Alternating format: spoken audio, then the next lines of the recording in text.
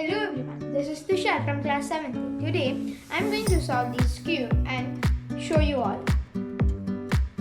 First I am going to do with the group scramble.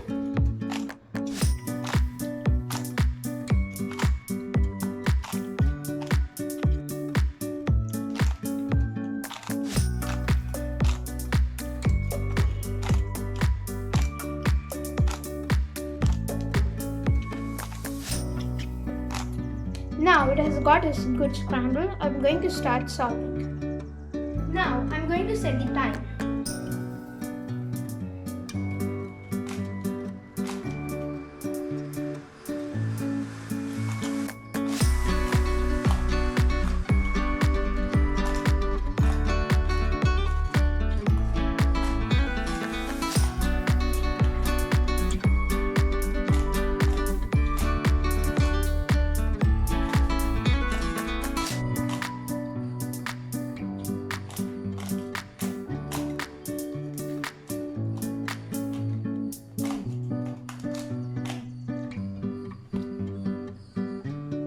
Now this cube is solved.